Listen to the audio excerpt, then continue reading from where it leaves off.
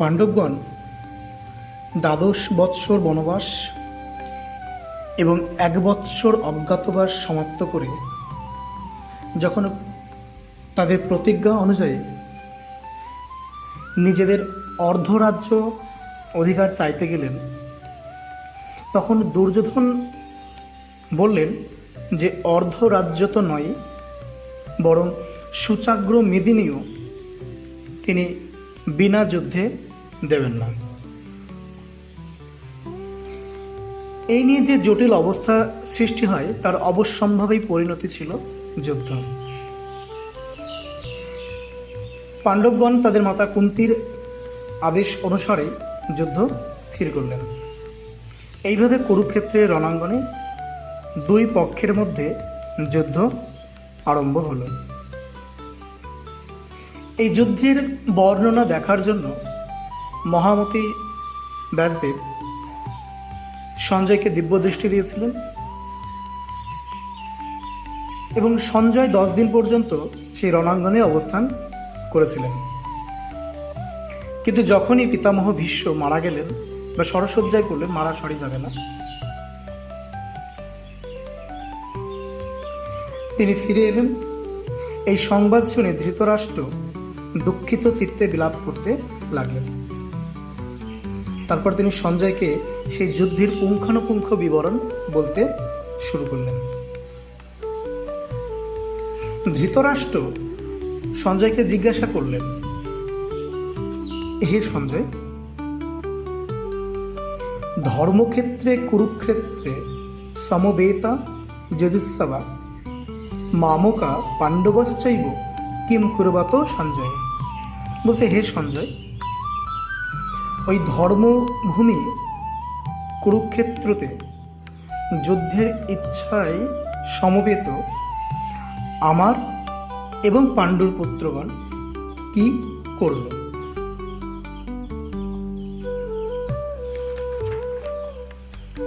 এই যে জায়গাটা যেখানে যুদ্ধটা হয়েছিল সেই জায়গাটার নাম ছিল কুরুক্ষেত্র। কৌরব বংশের পূর্বপুরুষ কুরু এই জঙ্গলটা কেটে এটা একটা তীর্থক্ষেত্র বানিয়েছিলেন। দেবতাগণ সেখানে যজ্ঞ করেছিলেন, রাজা কুরু এখানে তপস্যা করেছিলেন। সেই কারণের জন্য এই স্থানটিকে কুরুক্ষেত্র নামে অভিহিত করা হয় এবং ধর্মক্ষেত্রও বলা হয়।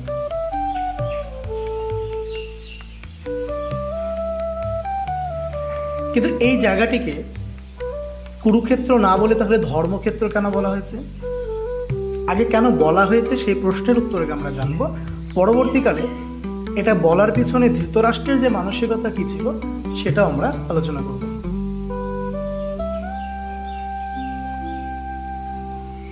এই যে ভূমিটা, এটা কিন্তু শুধুমাত্র যে একটা যুদ্ধভূমি তা নয়। দেবতাদের আশীর্বাদ ছিল যে এই স্থানে যারা যুদ্ধ করবে এবং যারা দেহত্যাগ করবে বা মারা যাবে তাদের মোক্ষ প্রাপ্তি ঘটবে বা মুক্তি ঘটবে।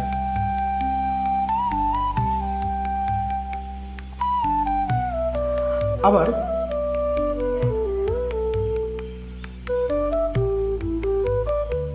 প্রাচীন ভারতে যে কোনো তীর্থক্ষেত্রে এই যুদ্ধগুলো করা হতো এই কারণের জন্য যাতে নিহত ব্যক্তিগণের কল্যাণ হয়।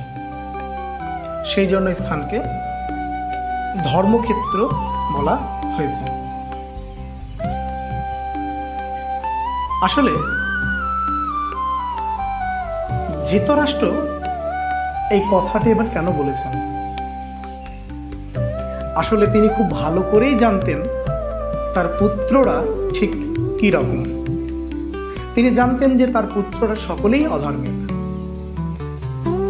তার পুত্র মোহে তিনি পুত্র স্নেহে অন্ধ হয়ে সাময়িকভাবে এই যুদ্ধের তিনি অনুমতি দিলেও তিনি জানতেন যে এটা যেহেতু ধর্মক্ষেত্র, তাই আমার অধার্মিক পুত্রদের উপরে এই ধর্মক্ষেত্রের একটা নেতিবাচক প্রভাব পড়বে। অপরদিকে পাণ্ডবেরা প্রত্যেকেই ছিলেন ধার্মিক এবং তাদের পক্ষে রয়েছে ভগবান শ্রীকৃষ্ণ, যিনি স্বয়ং ধর্ম। তাহলে তাদের উপরে নিশ্চয়ই একটা ইতিবাচক প্রভাব পড়বে। তাই তিনি জিজ্ঞেস করলেন যে এটা তো একটা ধর্মক্ষেত্র, তাহলে এই জায়গায় গিয়ে আমার পুত্রদের উপরে তার কি প্রভাব পড়ল, এবং এখান থেকে একটা মূল যে শিক্ষা সেটা কি, যে কোনো কর্ম করার আগেই ধর্মকে সাক্ষী রেখে করা উচিত। তা সে যুদ্ধই হোক, মানে এক কথা সে বিনাশী হোক বা সৃষ্টি হোক, সকলের হিতের কথা ভেবে, শুধু নিজের সুখ স্বাচ্ছন্দ্যের কথা ভেবে নয়, এবং কর্তব্য বা অকর্তব্য বিষয় শাস্ত্রকে সামনে রেখেই করা উচিত। ধৃতরাষ্ট্র শুধুমাত্র তার নিজের স্বার্থের কথা ভেবেছিলেন, তার পুত্রের স্বার্থের কথা ভেবেছিলেন। তার কাছে এটা শুধুমাত্র ছিল একটা রাজ্যের লড়াই।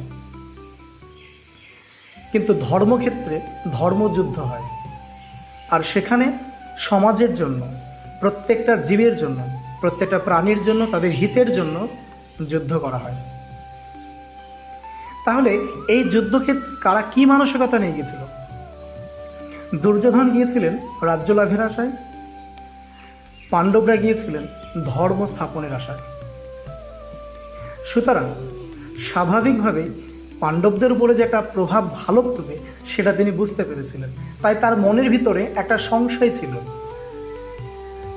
যে হয়তো এর নেতিবাচক প্রভাবের ফলে তার পুত্ররা হয়তো পাল্টে যেতে পারে। তাহলে কি তারা ধার্মিক হয়ে গেল? তারা কি সন্ধি করে নিয়েছিল? কি ঘটেছিল সেটাই তিনি জিজ্ঞেস করলেন। তিনি বলছেন, মামকা পাণ্ডবা চ এব। যুধিষ্ঠির, যারা পঞ্চ পাণ্ডব, যারা খুব ছোটবেলা থেকে পিতৃহারা, তারা তাদের জ্যেষ্ঠ তাত যুধিষ্ঠিরকে অন্ধের মতোই কিন্তু ভালোবাসতেন। তাদের প্রত্যেকটা আদেশ সেটা উচিত হতে পারে বা অনুচিত হতে পারে, সেটাও কিন্তু তারা হাসি মুখেই মেনে নিত, কোনোদিন কোনো প্রতিবাদ করেনি। তাহলে সেই জায়গায় দাঁড়িয়ে ধৃতরাষ্ট্রের উচিত ছিল প্রত্যেকটা সন্তানকেই নিজের মতো করে দেখা, কিন্তু সেটাও তিনি পারলেন না। তিনি কি বললেন? আমার মামকা, আমার স্বতন্ত্রভাবে আমার এবং পাণ্ডুর। তার পুত্ররা কি করল?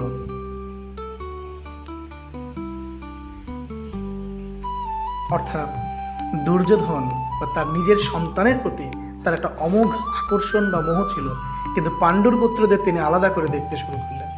এই কারণের জন্যই যুদ্ধ শেষে শত কৌরব মারা গিয়েছিলেন।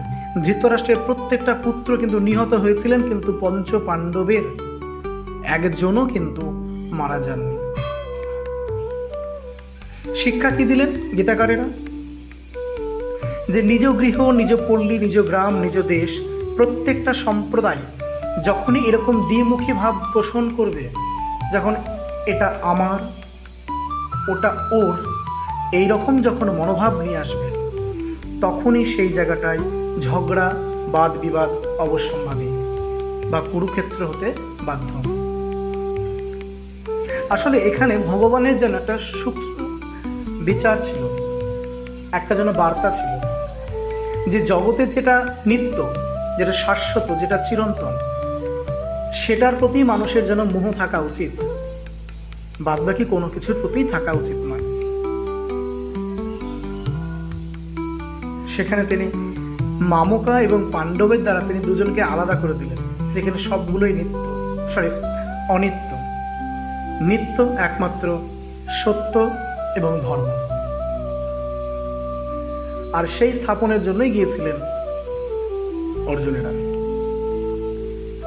তাই সর্বোপরি এখান থেকে আমরা বুঝতে পারলাম যে ধৃতরাষ্ট্রের মনের ভিতরে যে একটা সংশয় ছিল, সেই সংশয় থেকেই তিনি প্রশ্নটা করেছেন যে তার অধার্মিক পুত্ররা সেখানে গিয়ে কি করেছিল।